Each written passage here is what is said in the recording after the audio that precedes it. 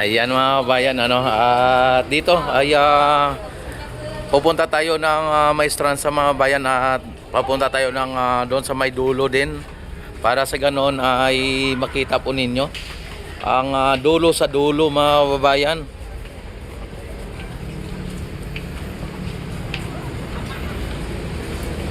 Yan, dito ang Jones Bridge mga kabayan, no? Jones Bridge, yan.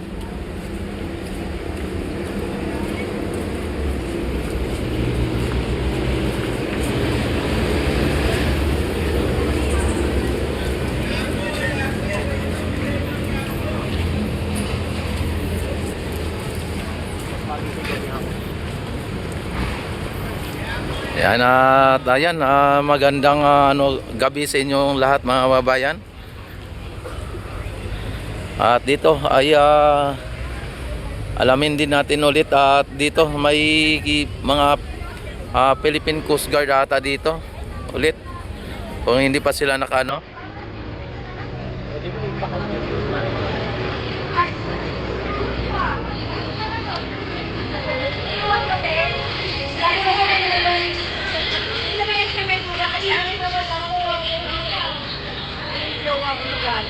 Patay lang.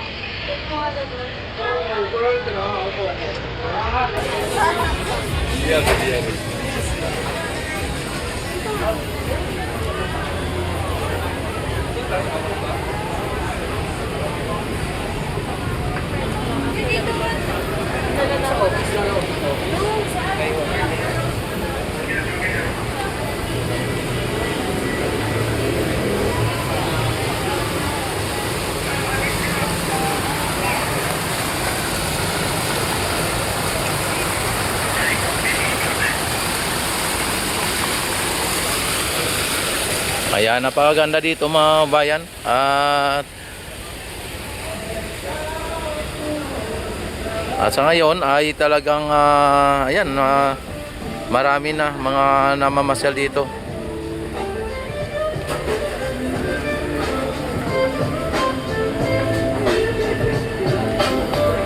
Well, kahit na mga foreigner mga bayan nandito.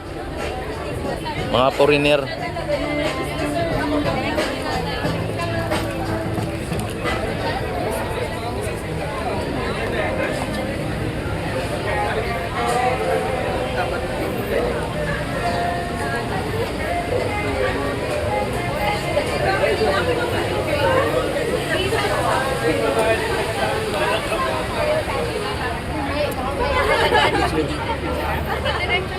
May CR din dito mga bayan, walang bayad ang CR dito. At napakalinis. Hello ma'am. Walang bantay. At may mga ano dito, may mga tawag nito, CR ng pambabae, panlalaki, may pang PWD.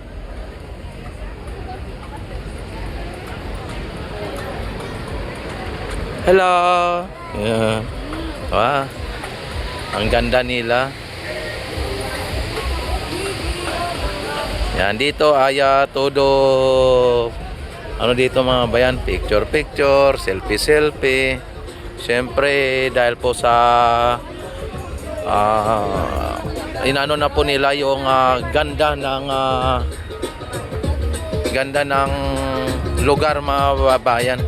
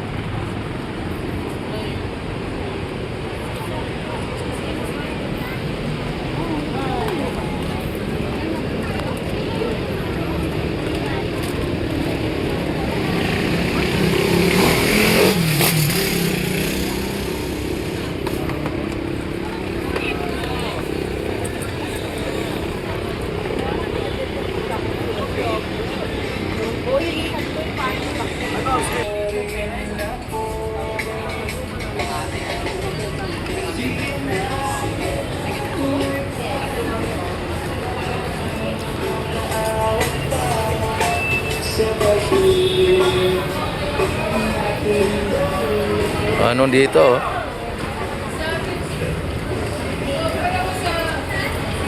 Ano ba kayo, ma'am? Karyedo, Quiapo, Tapos.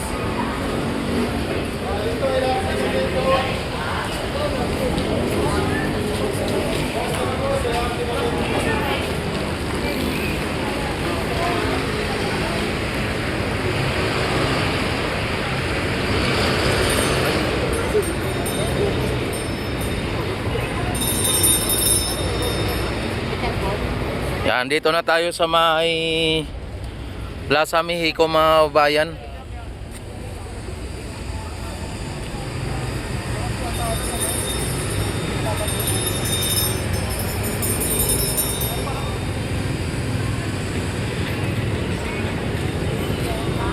Yan, at nakikita naman ninyo dito ay sa ngayon ay talagang napaka-aliwalas mga bayan, ano? Yan, clean and green mga bayan ang ating Plaza Mexico, clean and green.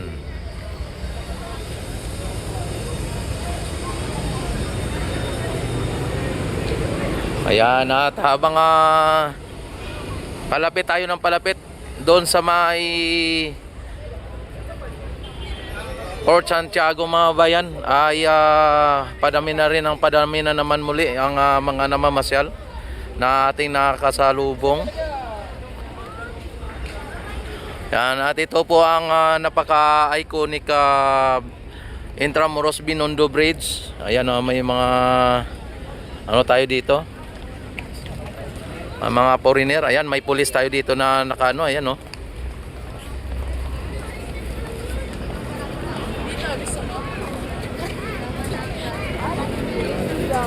So, magpakulong niya ng maaga. So guys, may jackpot.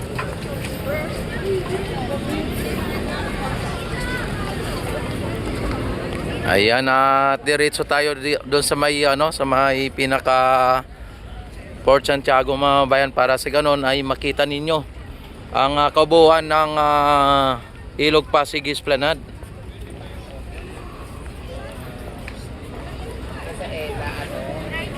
Yan, at don't forget like and subscribe. Kung hindi pa kayo kontento mga kababayan ay i-share nyo na. Yan, shout out. Yan na.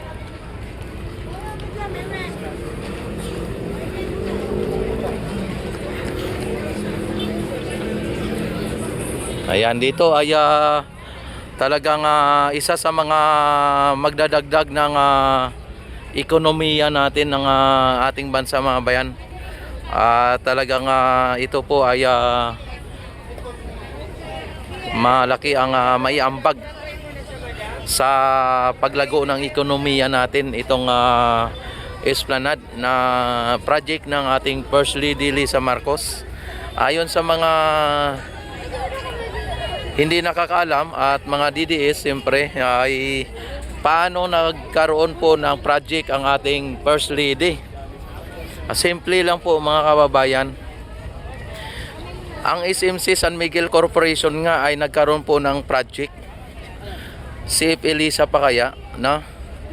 At ito po ay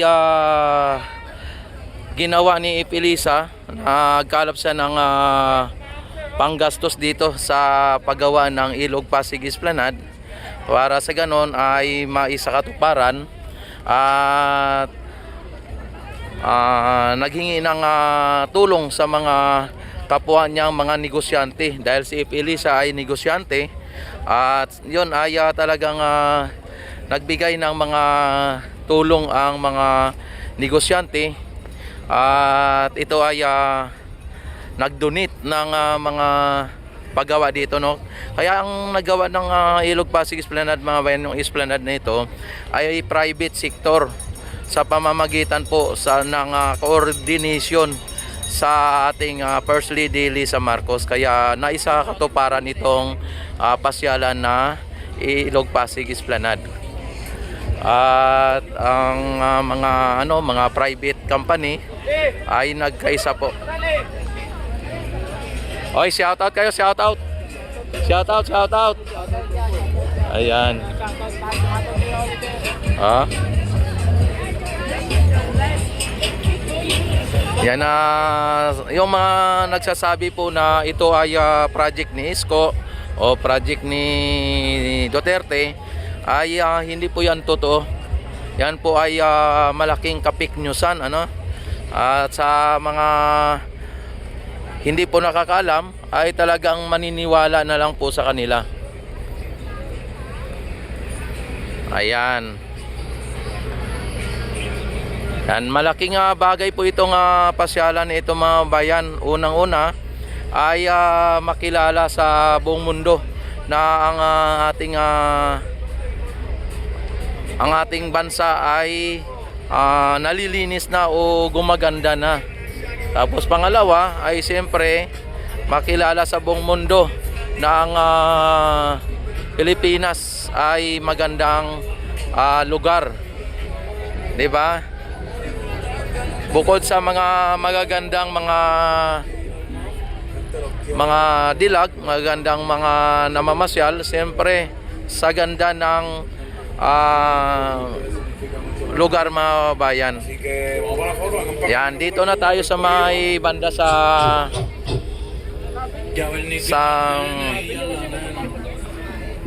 Port Santiago.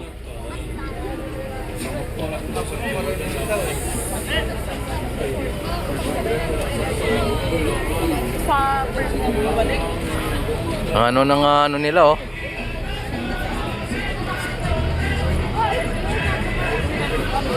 Hi. Yan ha. Ay.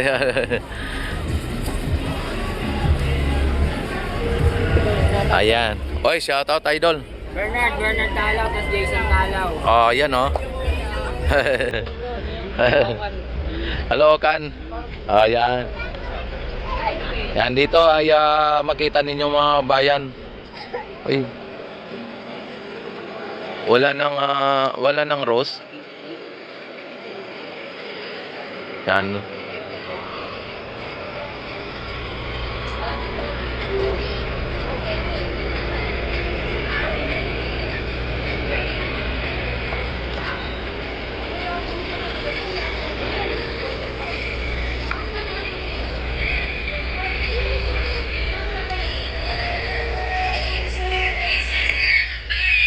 Ano, mga foreigner, mga bayan, no? Isipin nyo, dinadayo tayo ng mga dayuhan o pinapasyalan tayo ng mga iba't ibang lahi, mga babayan.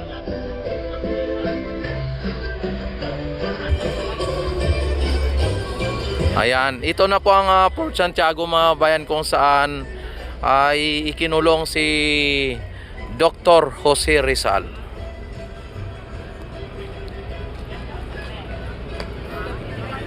Tapos dito mga babayan ay may CR dito na ano po dito, yung walang bayad at naka-aircon pa. Sir, naka-aircon pa po ang CR dito mga bayan, dito sa may Port Santiago, at wala pong bayad. Yan, at ito ang sitwasyon dito mga bayan, dito sa may bandang Port Santiago. At dyan, pwede kang pumasok dyan, pero may bayad na po dyan sa Port Santiago, ano? At dyan po ang ticketing booth niya. Tapos dyan din po ang CR. Yan, dyan din ang CR, restroom. Ayan, oh, ito ang iba na kahiga na, oh. Hello. Yan na. Yan. Oy, shout out kayo. Yan. Oh, kamusta po ang pamamasyal? Kamusta ang pamamasyal nyo? Ay, anong school kayo? Anong school? Ito po, University of Perpetual. Ay, Perpetual. Oh, wow, talagang ano. First time yung pumunta dito? Hindi, lagi kayo dito? Ayan, local dito. Yan na ba? Bakit palagi kayo dito? Ano po ang mayroon dito sa Ilog Pasig Esplanade? Ha? Naghanap po siya ng Naghanap ng boy. Iyan. Grabe. Ayan. tour guide po namin. Tour guide niya. Yan at daw po niya yung mga Espanyol dati. mga Espanyol, yung mga yan yung mga mga Guardia Civil. Ayan. Siya po yung mga kasama ni Emperador. Alam nyo po ba na ang Port Santiago ay diyan na kulong dati si Dr. Jose Rizal? Alam po niya, no? 'Di ba? Nakapunta na kayo doon sa loob, sa doon sa ano na 'yon, hindi pa? Bakit hindi kayo pumunta? 75 bayad. Dapat libre ang history, di ba? Alam nyo po kasi kaya may bayad dahil po para sa ganon ay magiging dagdag sa ekonomiya ng ating bansa. Opo. At bilang bilang mamamayang Pilipino, siyempre tayo po ang may karapatan na magbayad ng ganon, ano. Opo, para sa ganon ay mas maganda at mas maayos ang kanilang tag nito, yung pag nila doon sa loob. Dapat alam mo yan kasi estudyante. Opo, pero ang estudyante naman, kayo katulad ng estudyante, may bayad 50 lang sa inyo. Discounted po yan ng 25. Kaya garantiya ko sa inyo 50 ang estudyante. PWD, di 50 din. Halimbawa, ikaw estudyante tapos PWD, o di 25 na ang bayad sa joke lang. Senior, tapos wala namang estudyanteng senior eh. Ha? Ay, senior high, ganon. Senior high. Di ba? Sabihin nyo, sir, bayad ko, senior. Tapos sabi niya, bakit senior? Yung bata mo pa, senior high. Di ba? Joke lang yon. Ayan. Shoutout nyo mga ano po inyo masasabi dito sa may pasyalan natin? Sige, ano po? Alam nyo po ba na ang Ilog Pasig Esplanade ay gawa po ng ating First Lady Lisa Marcos? Alam nyo po ba yon? Tapos ito po ay gawa po ng private company o private sector, at ang gumastos dito ay ang private company. Kaya hindi po sa ng gobyerno. Wala po tayong nagastos dito kundi ang gobyerno. Opo, ganon. Sa pamamagitan po ng ating First Lady, kasi negosyante si First Lady, di ba? Hinikayat niya mga private company na tulungan siyang i-lunsad o i-gawin itong Ilog Pasig Esplanade. Tinurn over na po ng national sa lokal. Opo. Pero ang namamahala talaga dito sa ngayon ay ang Intramuros. Kaya po ang nagbabantay dito yung ating Guardia Civil. Pero under din po siya ng City Hall. Di ba? Ganon po 'yon. Alam nyo po ba na ang Esplanade ay hanggang Laguna de Bay? Pauwi na kayo. Taga Laguna kami. Taga Laguna kayo. Darating ang araw kapag tuloy-tuloy ang paggawa hanggang Laguna de Bay ito. Ito po SK. Pwede mag-roro kuya. Pwede rin siguro. Tapos ang Ilog Pasig Esplanade natin, hindi lang po itong one side, kundi sa kabila din, lagyan din po yan. Sa mga hindi po nakakaalam, baka hindi nyo po kasi alam, 25 kilometer ang Esplanade na gagawin. Kung yan po ay matatapos hanggang Laguna de Bay. Di ba? Di ba? Sir, no? Tama ba, sir? Kuya, bahala dun sa amin sa Dalapa. Sige po, maraming salamat. Good evening sa inyong lahat. Ayan. Don't forget, like and subscribe, at pwedeng maging buzzer, pwedeng hindi. Ayan. Sige po. Yan. God bless po sa inyo. Okay. Ayan mga bayan, at dito ang pinakadulo ng Ilog Pasig Esplanade mga bayan. Talagang nakikita po ninyo dito ang ganda, at mapapansin niyo dito ang bakas ng World War II, no?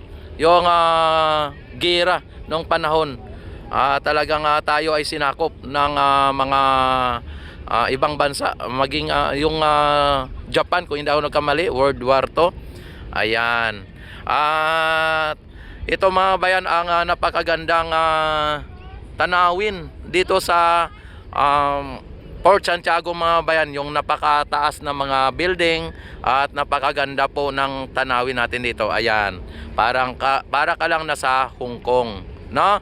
Tapos dagdagan pa ng iconic bridge na Binondo Intramuros Bridge. Ayan, marami pong hindi nakakaalam na ang Esplanade mga bayan ay gawa po ng ating First Lady, dahil po sa ang iba ay nanonood po sa mga DDS vlogger at hindi po pinapaalam, at kaya hindi po nila alam ito.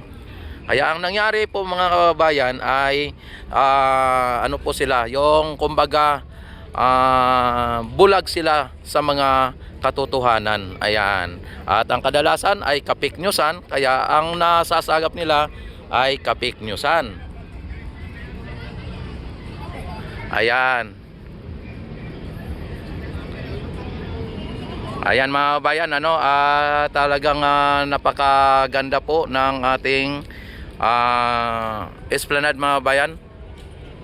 Ayan, at maraming salamat sa inyong walang sawang pagsuporta at panonood. Ayan, at maraming salamat Luzon, Visayas, Mindanao hanggang sa ibang bansa. Yan, mabuhay po ang bagong Pilipinas, mabuhay ang Pilipino sa amang sulok ng mundo. Mabuhay tayong lahat hanggat gusto natin.